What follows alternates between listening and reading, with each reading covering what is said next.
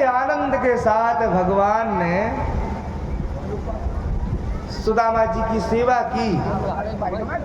रात्रि भर सुदामा जी रुके, प्रातः काल होते ही सुदामा जी जाने को तैयार हुए। भगवान से कहा कि प्रभु अब मैं जाना चाहता हूँ, बहुत रुक लिया हूँ, अब ज़्यादा रुकना भी ठीक नहीं है, और ये वैभव में मैं नहीं रह सकता भैया, मुझे तो कुटिया में ही अच्छा लगता है। तो भगवान जाने को तैयार हुए। सुदामा जी से भगवान कहते हैं मित्र मेरी तो इच्छा थी कुछ और, रुको। तो सुदामा जी से भगवान कहते हैं कि आप तो अकेले थे कोई बात नहीं, लेकिन अब भाभी भी हैं तो उन्होंने कुछ भेजा है समाचार या कुछ खाने को। सुदामा जी बोले अब देखो भगवान की पटरानियां खड़ी हैं 16,108, अब सुदामा जी वो चावल की पोटली कैसे दे दें। लेकिन सुदामा जी ने कहा कि कैसे दूं, तो सुदामा जी उस पोटली को हाथ ही में दबाए, कुछ बोल ना सके। अब भगवान समझ गए कि सुदामा जी अभी भी छिपा रहे हैं। भगवान ने कहा सुदामा जी हम तो रात्रि भर आपके पैर दबाते रहे, पर अब समझ में आ रहा है आपके हाथों में दर्द है, ये हाथ आपका अकड़ गया है। कन्हैया सुदामा जी से कहा ये हाथ सीधा करो, हम ठीक कर दें, दवा देता हूँ, मालिश कर देता हूँ। सुदामा जी कहते नहीं भैया करे, कन्हैया रहता ठीक है वो तो ऐसे ही हो गया, चलते चलते ठीक हो जाएगा। बोले अरे ऐसे कैसे ठीक हो जाएगा। भगवान ने ऐसे पकड़ करके हाथ खींचा, सुदामा जी के कांख से पोटली गिरी, और पोटली को जब भगवान ने देखा तो कई जगह से सिली हुई पोटली, और पोटली को जब खोला तो उसमें चावल देखे, 5 घर के 5 प्रकार के चावल देख करके सुदामा जी की ये दशा देख करके भगवान विकल हो गए। एक मुट्ठी चावल खा करके सुदामा जी को 1 लोक का राज्य प्रदान कर दिया, और दूसरी मुट्ठी जैसी खाने लगे रुक्मणी मैया ने हाथ पकड़ लिया, प्रभु क्या कर रहे हो। अरे आप चावल खा करके तीनों लोक दे करके क्या सुदामा जी को खुद सुदामा बनना चाहते हो, या फिर रुक्मणी मैया ने हाथ पकड़ा के महाराज इतने बड़े संत हैं, ब्राह्मण हैं, इनके हाथ का प्रसाद हम सबको मिलना चाहिए, आप अकेले खा रहे हो, सबको मिलना चाहिए, इसलिए आप बस करिए। और सुदामा जी को भगवान ने 1 लोक का राज्य दे करके सुदामापुरी का निर्माण करा दिया। और देखो सुदामा जी प्रातः काल होते ही जाने के लिए तैयार हुए, भगवान से अनुमति मांगे, लेकिन भगवान ने जब कुछ दिया नहीं, सुशीला की याद आई। सुशीला ने कहा था कि थोड़ा कुछ लेकर के, वो जिज्ञासा कर रही होगी कुछ तो आएगा, ज़्यादा नहीं तो एक साड़ी मिल जाएगी। पंडित जी जब पूजा करने जाते हैं तो पंडिताइन को आशा रहती कि यजमान जी, यजमान पत्नियां 1-2 साड़ी तो जरूर रखेंगी। बोलो राधे राधे। अब यजमान के यहाँ पंडित जी रहकर तो खूब माल छानते हैं, है ना, लेकिन बेचारी पंडिताइन तो घर पे है, तो पंडिताइन क्या करे, तो पंडिताइन आशा लगाती कि 1-8 तो साड़ी चढ़ी होगी पूजा में। बोलो राधे राधे। सुशीला भी प्रतीक्षा कर रही होगी कि एक साड़ी तो होगी।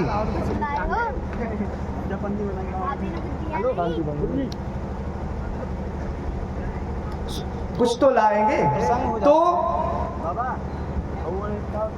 सुदामा जी ने अनुमति मांगी, जाने लगे। भगवान ने ना कुछ दिया और ना कुछ कहा। जब जाने लगे सुदामा जी मुड़ करके कहते भैया तू हम भाभी के बारे में तो पूछता रहा कि भाभी ने हमसे कुछ संदेश भेजा कि नहीं, भाभी ने कुछ खाने को भेजा कि नहीं। अब भाभी पूछेगी कि हमें क्या भेजा है देवन ने, तो हम क्या कहेंगे। और तेरी भाभी ने एक बड़ा सुंदर समाचार भेजा, क्या कि 1 मास 2 पाक में 2 एकादशी हो, पर मेरे घर गोपाल जू नित्य एकादशी हो। सुशीला जी कहती है समाचार के माध्यम से कि हे द्वारकाधीश, आपके वैष्णव बहुत 2 एकादशी रहते हैं, लेकिन मेरे घर तो रोज एकादशी होती है, रोज एकादशी। ये कब तक एकादशी रहेगी? जब भगवान ने समाचार सुना तो आंखें बंद करके सुशीला को भी समाचार भिजवा दिया कि होनी थी सो है गई, अब ना ऐसी हो, भाभी तेरे भवन में नित्य एकादशी होए।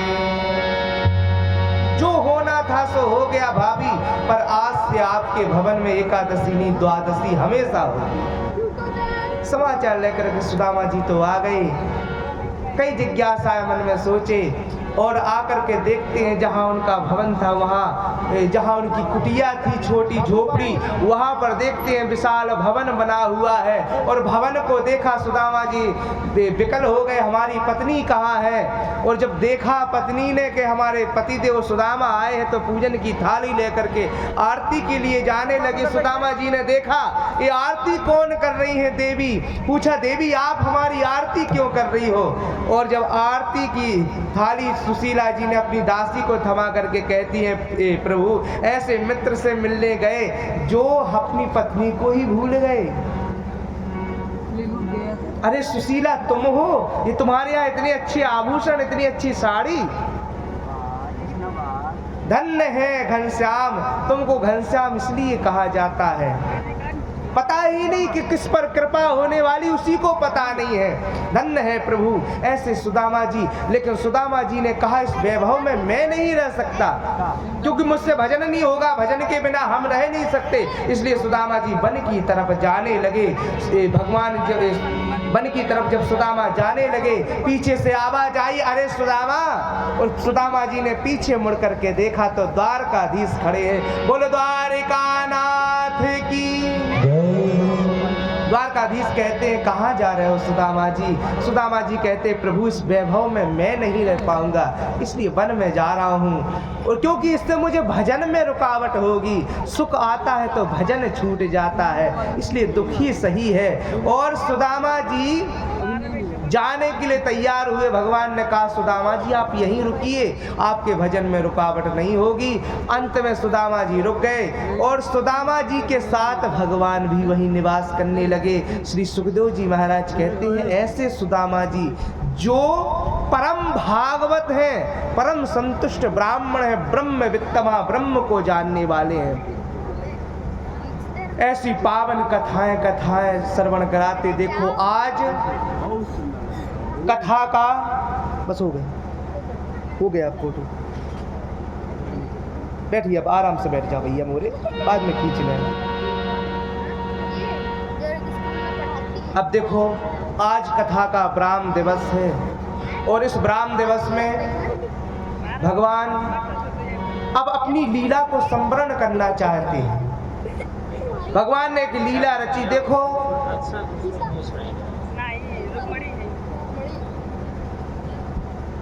भगवान ने लीला की। यदुवंशी थोड़े उद्दंड होते जा रहे हैं धीरे धीरे, और भगवान ने सोचा कि अब समय अवधि पूर्ण होने वाली है, इसलिए अब चलना चाहिए। पांडव हिमालय गमन को चले गए भगवान द्वारकाधीश का सुन के। देखो भगवान द्वारकाधीश के जब परिवार उद्दंड हो गए धीरे धीरे, तो एक दिन दुर्वासा मुनि अपने शिष्यों के साथ द्वारका में आए।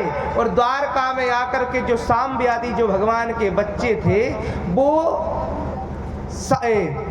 सांब के पेट पर साड़ी पहना करके, पेट पर कपड़ा बांध करके महात्माओं के पास पहुंचे। सोचा कि आज इन महात्माओं की परीक्षा लें, बड़े ज्ञानी बने फिरते हैं, आज परीक्षा लेनी चाहिए। तो उनके यहाँ पहुंच गए। बोले महाराज ये हमारी भाभी है, ये घूंघटा वाली, इनको इच्छा है कि इनके यहाँ बेटा हो। महाराज आप बताइए इनके यहाँ बेटा होगा कि बेटी होगी, बड़ी जिज्ञासा है। तो बाबा लोग ध्यान लगा करके देखे कुछ हो तो दिखे।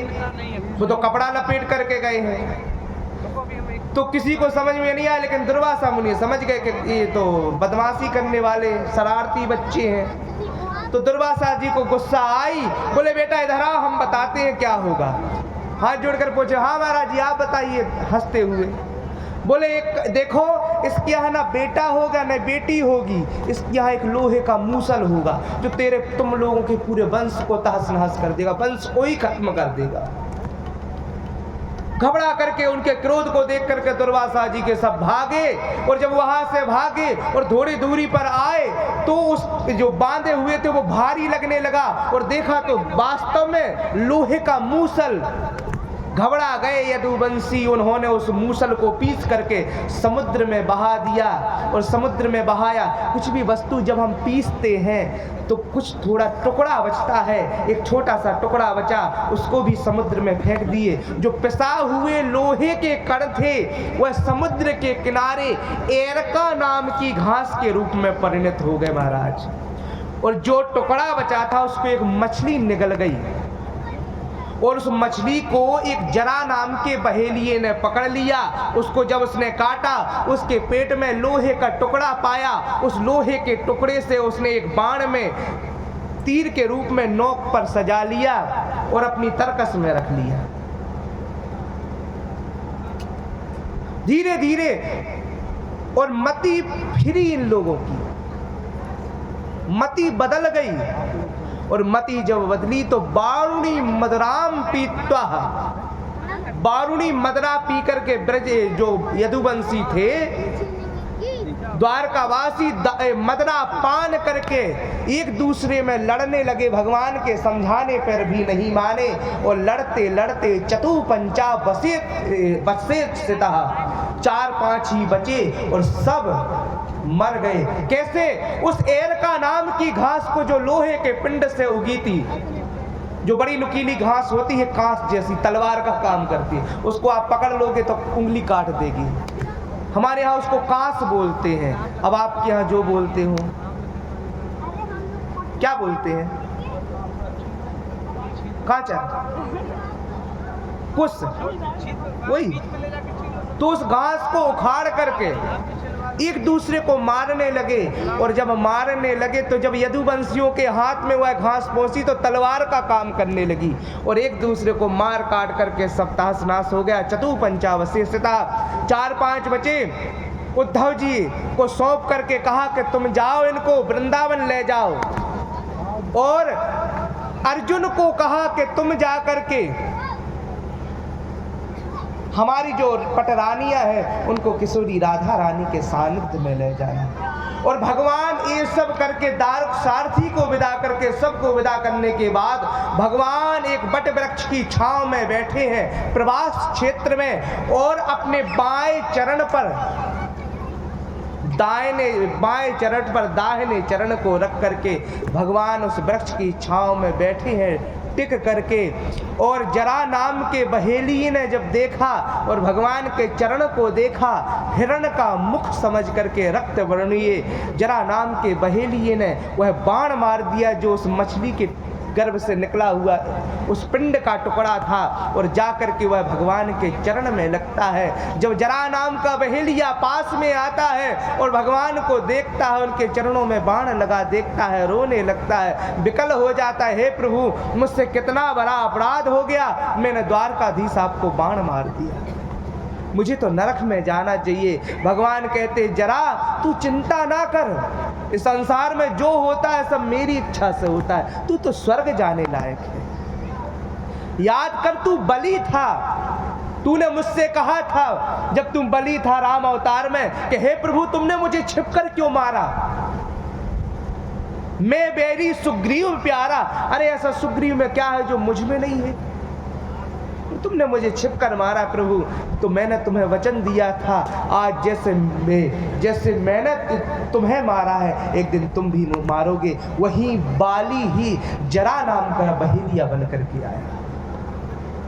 अर्जुन ने आकर के जब देखा भगवान के चरणों में बाण लगा है, रोने लगे अर्जुन, हे प्रभु ये किसने किया?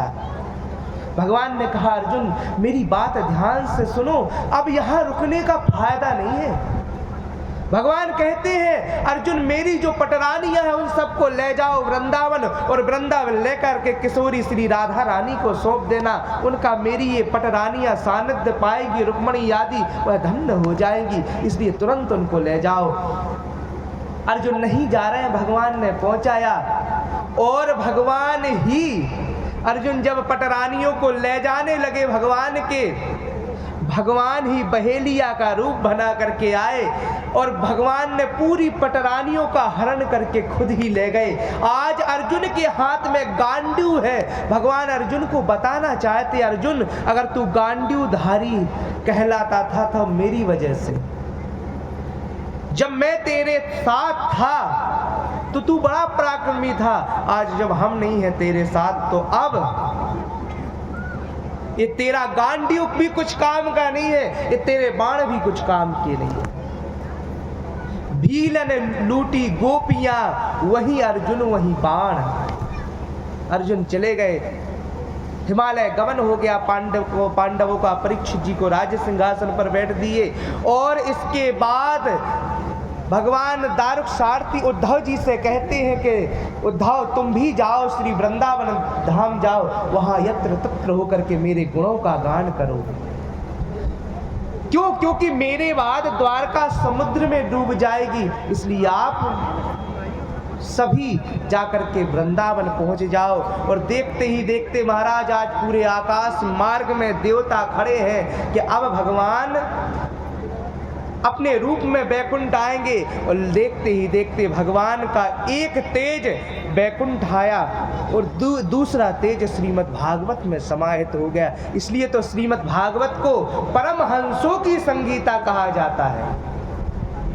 मार्कंडेय जी इस प्रकार भगवान स्वधाम को चले गए, और मार्कंडेय जी ने मार्कंडेय जी का चरित्र श्रवण कराते हैं श्री सुखदेव जी महाराज, सूत जी महाराज, शौनकादि ऋषियों को कि देव परीक्षित एक बार मार्कंडेय जी ने तपस्या की भगवान ने कहा वरदान मांगो, तो मार्कंडेय जी कहते मुझे प्रलय दिखा दो।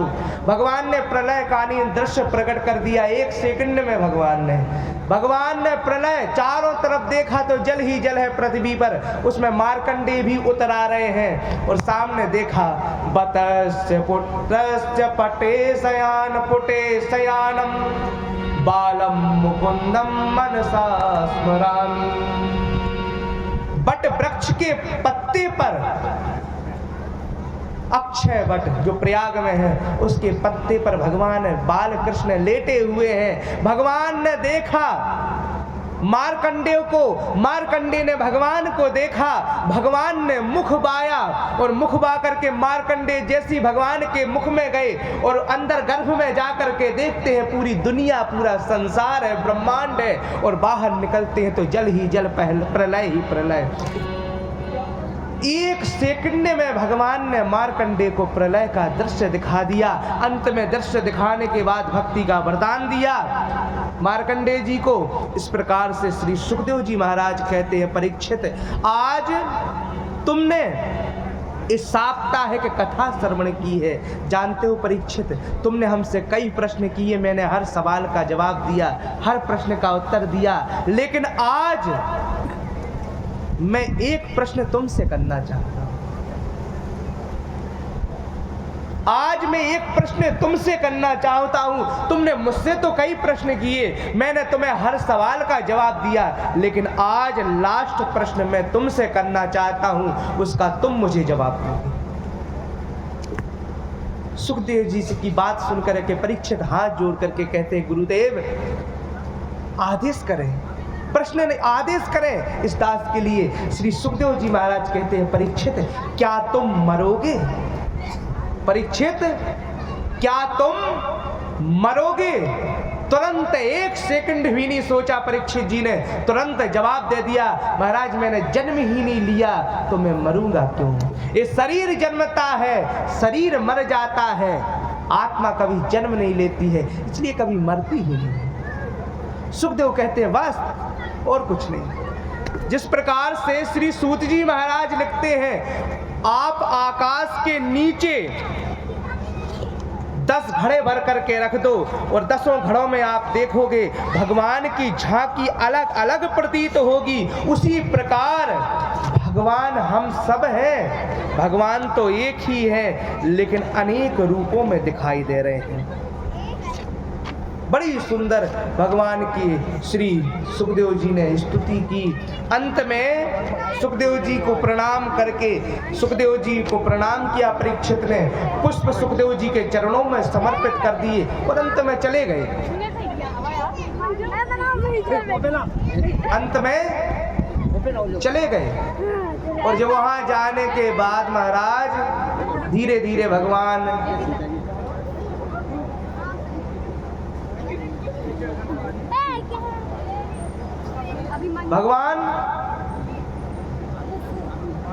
श्री सुखदेव जी महाराज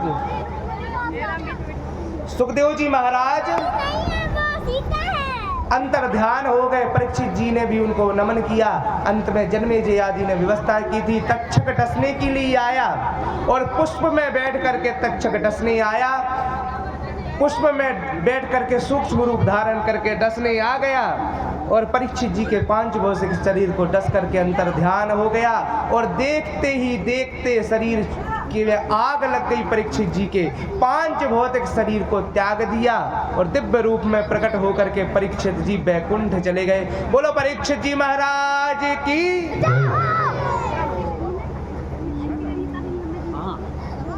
तो आइए 1 सेकंड का और समय लूँ, 2 मिनट का समय और लूंगा आप लोगों से। ध्यान से देखो, भागवत सप्ताह का जो लास्ट श्लोक है वो आप लोगों को मैं बता रहा हूं।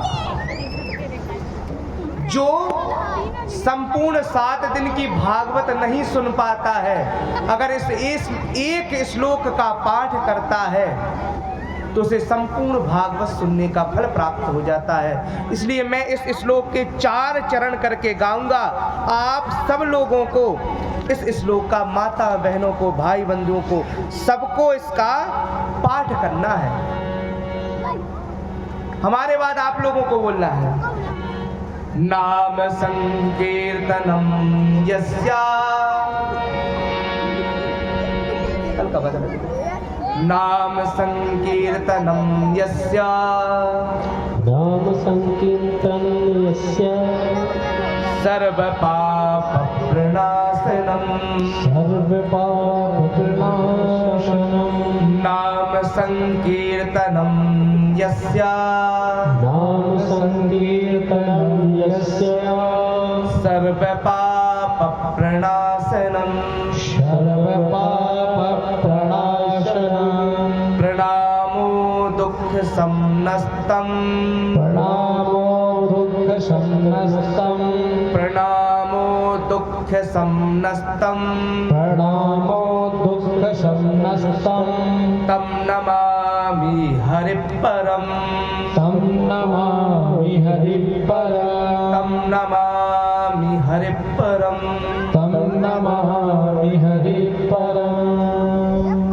नाम संकीर्तनम यस्या, हम भगवान की नाम रूपी संकीर्तन करते हुए सभी पापों का जो नाश करने वाली है, प्रणामो दुख समनस्तम तम नमामि हरिपरम, जो नाम संकीर्तन सभी पापों को नष्ट करने वाली है, ऐसे भगवान के चरणों में हम सब मिलकर के प्रणाम करते हैं, ऐसे हरि के चरणों में। बोले भागवत भगवान की जय हो। ये पावन कथा जो हमने श्रवण की, श्री सुखदेव जी, सूत जी महाराज ने सोनकाद ऋषियों को सुनाई और श्री सुखदेव जी महाराज ने परीक्षित को श्रवण कराई। और इस पावन कथा हम सबने बड़े आनंदता से श्रवण की। और मेरी माताओं, बहनों, भाइयों, वाणी है, ये जहवा है, किसी के बस में नहीं है। और कथा कहते कहते हंसी मजाक भी हमने किया है, कुछ ऐसे शब्द निकले हो जो अनुचित हो, आप लोगों के भावनाओं को ठेस पहुंचाए हो, तो उसके लिए मैं आप सबसे क्षमा प्रार्थी हूँ। इस व्यासपीठ से मैं आपको क्षमा मांगता हूँ सबसे। और अगर ठाकुर जी की कृपा रही तो आप लोगों से पुनः मिलेंगे। यहीं पर वाक्य पुष्पांजलि हम भगवत चरणारविंद में समर्पित करते हैं। आइए भगवान का ध्यान करें, उसके बाद ये पावन झांकी श्रवण करेंगे जो हमारे विजय नारायण तिवारी जी हमें दिखा रहे हैं। विदाई गीत हो गुरु, विदाई गीत। हाँ आप करवा दो पहले आरती से। हाँ करवाइए आप अपना।